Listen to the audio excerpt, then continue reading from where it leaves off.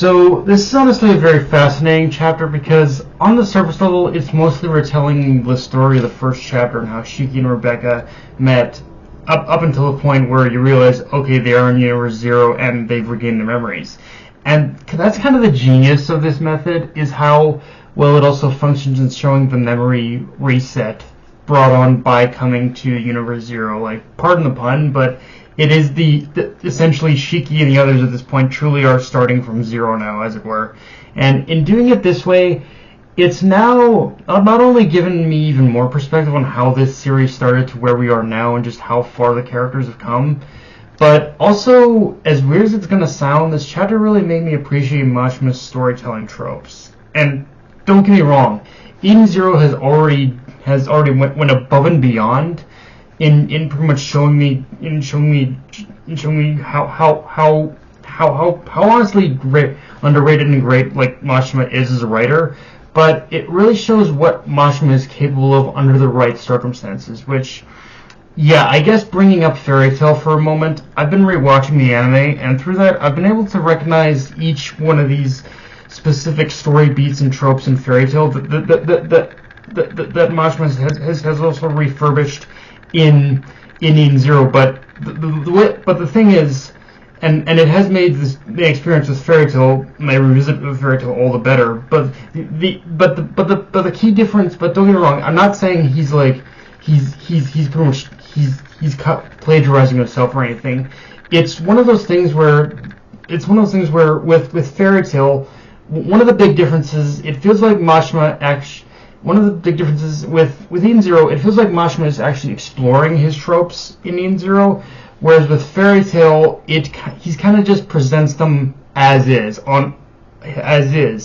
and just how things are. I don't, and it's something I don't fault him for, but it's just mainly because at the time he wasn't in the right mindset to explore those themes and ideas. He just wanted to make a fun story. But again, it's one of those things where just through getting this chapter as is, it's really kind of like, again, it's given me that perspective of Mashima's, like, of how what Mashima believes as a storyteller in some way. I know that sounds very strange, but it is kind of how I viewed it. Now, with that said, despite how much I love this chapter, I will say its biggest problem is definitely in its pacing. To put it simply, it feels like we jumped into Rebecca and Shika regaining their memories a little too soon. Like, don't get me wrong, the actual reunion itself was still handled perfectly, if not near perfectly, if not perfectly, in my opinion. It was emotional while still showing us the mechanics of how Universe Zero's memory warping works, giving us an idea of how we might go about reuniting with the others. But this is weirdly also one of those chapters that feels like it should be longer, and I'm not talking that much longer, but anywhere from 9 to pretty much 10 more pages longer, because this felt like a chapter that would have benefited from being a little bit longer. And I'm not even talking about making it longer for the purpose of expanding more on the chapter, but more so for the purpose of just letting a moment sit for sit and emotionally stew, so to speak. Like, just letting the emotions of the reunion sit a bit longer, and I guess maybe let the build up linger a little as well. But maybe it's just my own weirdness, and it's actually one of those things that I guess might translate better in the anime for me, maybe. But it's like I feel like we just needed to sit. We needed to sit in the moment a little bit longer. Like, the reunion itself, though, is still very impactful, and the way Mashima framed a lot of these moments did still put a lot of emphasis on the emotional beats. Like seeing that split panel moment of realization where Rebecca and Shiki say each other's names after getting their memories. That was damn well done. I'm not even gonna lie to you about it. Like, that was, if you're ever to reunite, if you're ever to reunite Shiki and Rebecca in Universe Zero, the way Mashima did this was just, it was the perfect way to do it. I'm just saying, I don't think that there was really any other way that would have been satisfactory in order for them to reunite in Universe Zero, other than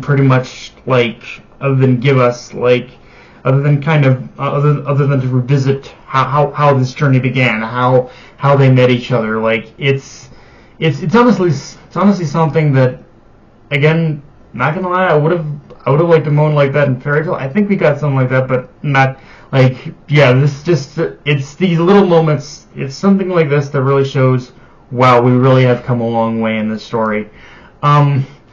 With that said, though, let's circle back a bit to the whole thing of how we have essentially started from the beginning, because while I don't think we're going to retread everything, as I do believe the reunions with the other members of the Eden Zero crew are going to play out very similar to how this played out, and already having...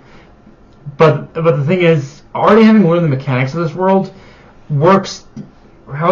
Seeing how the mechanics of this world works does make me think even more that we are going to reunite with Witch, and that there is going to be a more concerted effort on Shiki and the Eden Zero crew's part in order to prevent her death from happening. The only question is if it can be prevented, because even though Rachel had said that anything that happens in Universe Zero has a bleed over effect into the timelines and the continuity of other universes, I'm also reminded that certain deaths are still supposedly set in stone and that nothing can change that, so it'll be interesting to see how Mashima explores these seemingly opposing concepts that he's created. Because honestly, if you were to tell me of a better way to bring Witch back and rewrite her death at the same time, this would kind of be the moment to do it. And I'm fairly certain we can rewrite Witch's death in Universe Zero.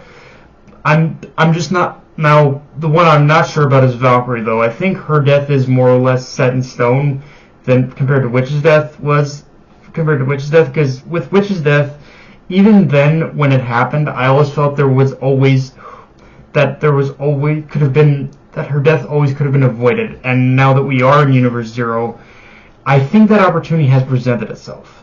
The only thing I do have to wonder is if Shiki does manage to save Witch from dying, then what's the trade-off? Because even if he manages to save Witch, the one thing Mashima has kind of hammered home at every turn with this series is every decision is going to have some form of consequence. So what's going to be the consequence that comes from supposedly saving Witch if they manage to do that? Like, there's honestly a whole bunch of ways that I think the mechanics of Universe Zero can be explored. And I'm just really curious after this chapter, as weird as it is, for as simple and straightforward as this chapter is, there's just a lot of mechanics involved in this chapter that make me say, okay, how is Mashima going to explore this? And I can't wait to really dive into all this. But yeah, guys, that's all I got for this review. If you enjoyed the video, like, comment, subscribe. Follow me on Twitter, Analyst Crunchyroll. Be sure to hit the notification bell, the subscribe button, and just share the video around, guys. Dark Knight of MMA signing off. Later, everyone.